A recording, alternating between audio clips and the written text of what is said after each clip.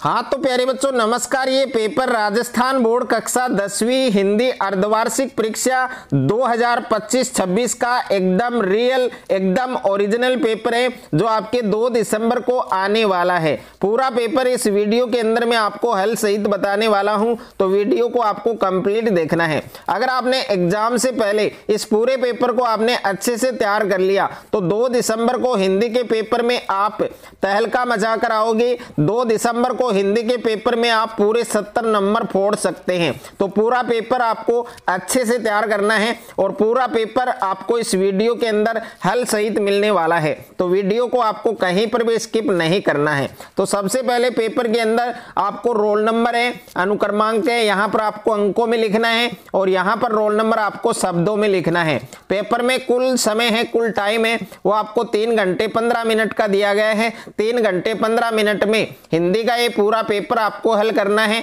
और यहां पर पूर्णांक आप देख सकते हैं 70 नंबर का ये पेपर आपके होने वाला है। और कक्षा 10वीं अर्धवार्षिक परीक्षा 2025-26 का ये पेपर है, आपके हिंदी का पेपर है और ये पेपर आपके 2 दिसंबर को होने वाला है। तो 2 दिसंबर का एकदम रियल पेपर, एकदम ओरिजिनल पेपर इस वीडियो के अंदर मैं आपको देने वाला हूं, तो वीडियो को आपको कंप्लीट देखना है। हिंदी का पेपर है और पेपर का कोड आप देख सकते हैं 1001 और हिंदी पेपर का सीरियल नंबर आप देख सकते हैं 133057 और यहां पर आपको अनुदेश दे रखे हैं, इनको आपको फॉलो करना है। और यहां पर निर्देश दे रखे हैं कि परीक्षार्थियों के लिए सामान्य निर्देश, परीक्षार्थी सर्वप्रथम अपने प्रश्न पत्र पर नामांक है, रोल नंबर है वो जरूर लिखें। तो ये जो पेपर आपको दिया गया है इस पेपर में आपको यहाँ पर अंकों में, यहाँ पर शब्दों में रोल नंबर जरूर लिखना है। सभी प्रश्न आपको हल करने अनिवार्य हैं, प्रश्नों के अंक उनके सामने अंकित हैं। तो पूरा पेपर इस वीडियो के अंदर आपको मिलने वाला है, हल सहित मिलने वाला है, तो वीडियो को आपको पूरा देखना है।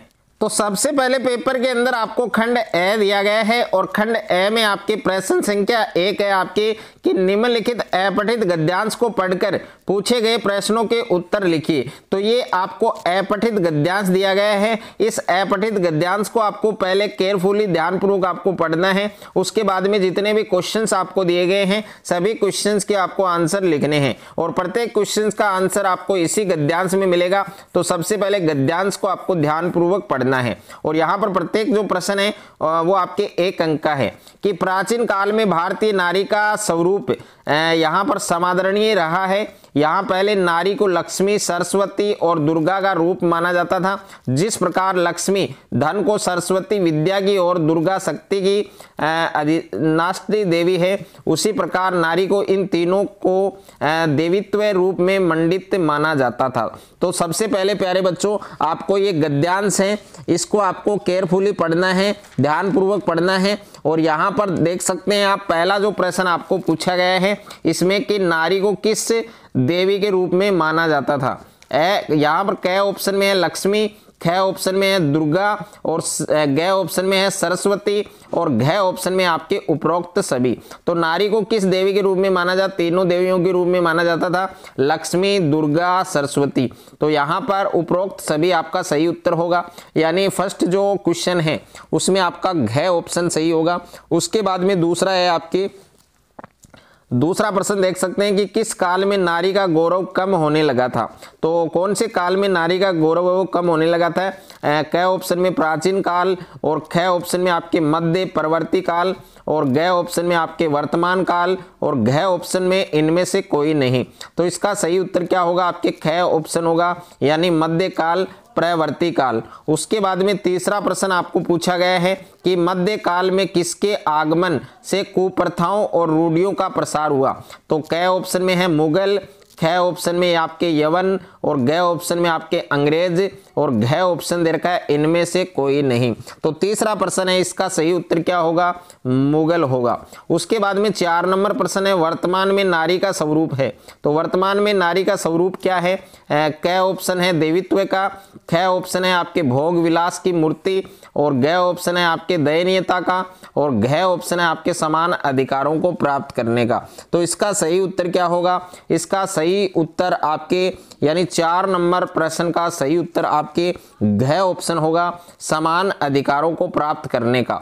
उसके बाद में देखिए अगला प्रश्न है, प्रश्न संख्या 5 है, सरस्वती किसकी अधिष्ठात्री देवी है? तो क ऑप्शन में धन की, ख ऑप्शन में है शक्ति की, और ग ऑप्शन में विद्या की, और घ ऑप्शन में इनमें से कोई नहीं। तो इसका सही उत्तर क्या होगा? आपके ग ऑप्शन होगा, विद्या की। उसके बाद में अगला प्रश्न है आपकी, दूसरा प्रश्न पूछा गया है, निम्नलिखित अपठित पद्यांश को ध्यानपूर्वक पढ़कर पूछे गए प्रश्नों के उत्तर लिखिए। प्रत्येक प्रश्न आपके 1 अंक का है कि दिव्य सावसान सा समय मेघमय आसमान से उतर रही, वह संध्या सुंदरी परी सी धीरे धीरे धीरे धीरे।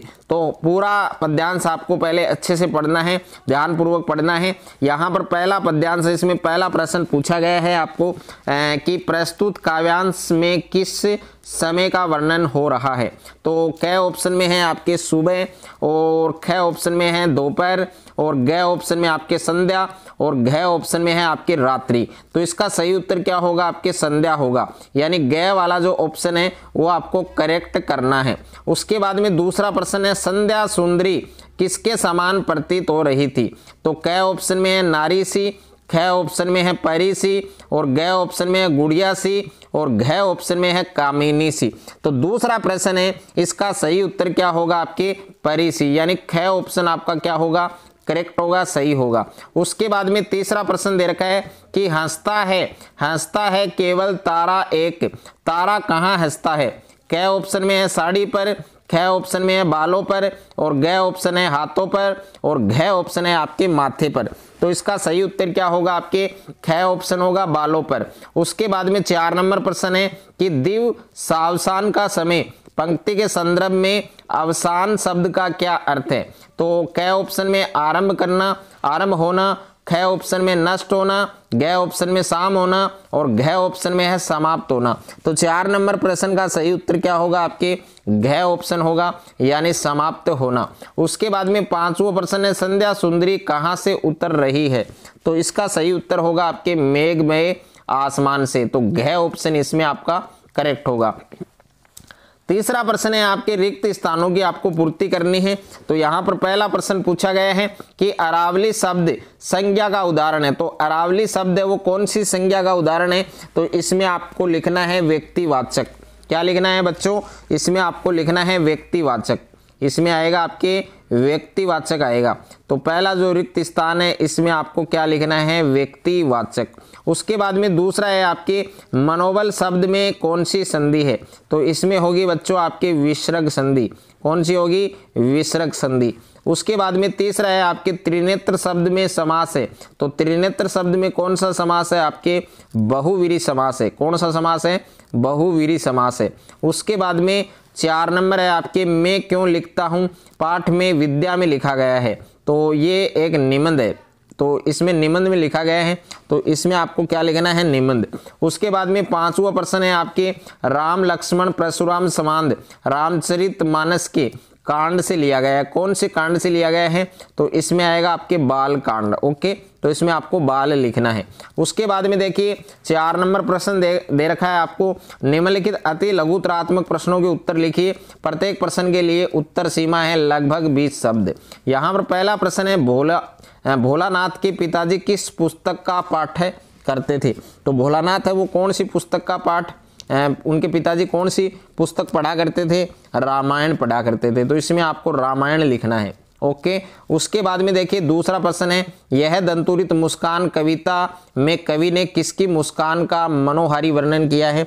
तो इसका उत्तर होगा अपने छोटे बच्चों की मुस्कान का, अपने छोटे बच्चों की मुस्कान का। तीसरा है आपके नौसिखिया शब्द का क्या अर्थ होता है? तो नौसिखिया शब्द का क्या अर्थ होता है कि वह व्यक्ति जो किसी काम को करना अभी सीख रहा है, वह व्यक्ति जो किसी काम को करना अभी सीख रहा है उसको नौसिखिया बोलते हैं। और 4 नंबर प्रश्न है, चश्मे वाले को पान वाला क्या समझता था? पागल समझता था। क्या समझता था? पागल। या फिर आप लिख सकते हैं सनकी। क्या लिख सकते हैं बच्चों? सनकी, पागल या सनकी। उसके बाद में देखिए 5वां प्रश्न है, बाल गोविंद भगत के बेटे को मुखाग्नि किसने दी?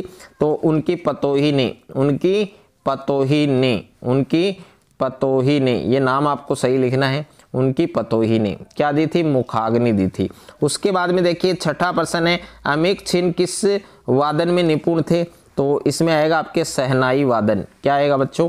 यहाँ पर मैं लिख रहा हूँ शहनाई वादन, ये आपको इसमें लिखना है, शहनाई वादन, ये नाम आपको इसमें लिखना है। उसके बाद में देखिए अगला प्रश्न है आपके 5वां प्रश्न आपको दिया गया है, निम्नलिखित गद्यांशों में से किसी एक के सभी अर्थ ग्रहण संबंधी प्रश्नों के उत्तर लिखिए।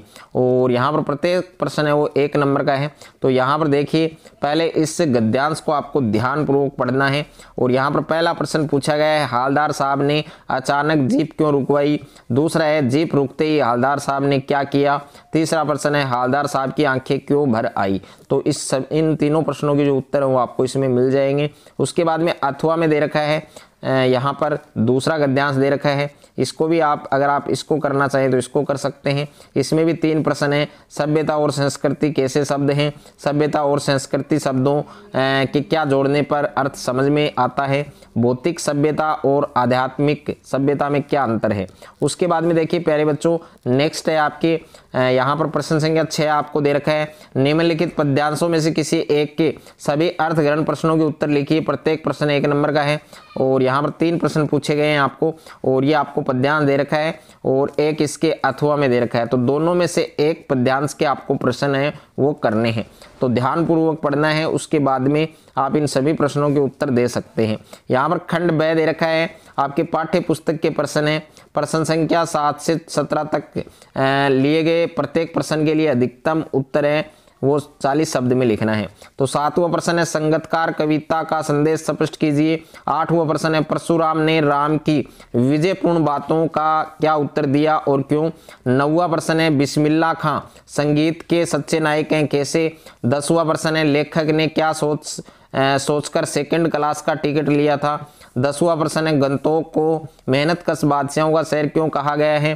प्रश्न संख्या 12 है, भोलानाथ भयभीत होकर बाग से क्यों भागा? 13वां प्रश्न है, उपसर्ग और प्रत्यय में उदाहरण सहित अंतर स्पष्ट कीजिए। प्रश्न संख्या 14 है, जो परिश्रम करेगा उसे सफलता मिलेगी, यह वाक्य किस सर्वनाम का उदाहरण है? उसकी परिभाषा लिखिए। और प्रश्न संख्या 15 है, हरा ही हरा सूझना, यानी हर समय हरियाली या फिर हर समय जो सफलता है वो नजर आना। मुहावरे का अर्थ बताते हुए वाक्य में प्रयोग करना है।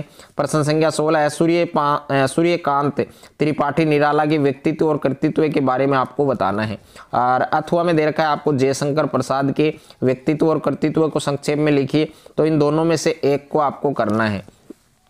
प्रश्न संख्या 17 है, आपके मन्नू भंडारी के व्यक्तित्व और कर्तृत्व को संक्षेप में लिखिए। अथवा में दे रखा है, यशपाल के व्यक्तित्व और कर्तृत्व को संक्षेप में लिखिए। उसके बाद में खंड 6 है। प्रश्न संख्या 18 है, फसल कविता के माध्यम से कवि क्या संदेश देना चाहते हैं? इनका उत्तर आपको 60 शब्द में लिखना है। अथवा में प्रश्न है, सूरदास के पदों में सरसता और भावुकता के साथ वांगिक वदकता भी है वो आपको स्पष्ट करनी है। उसके बाद में देखिए प्रश्न संख्या 19 दे रखा है, बाल गोविंद भगत को साधु क्यों कहा गया है? विस्तार से आपको वर्णन करना है। और इसके अथवा में प्रश्न है, लखनवी अंदाज कहानी में लेखक ने किस विषय पर व्यंग्य किया है और क्यों किया है, यह आपको बताना है।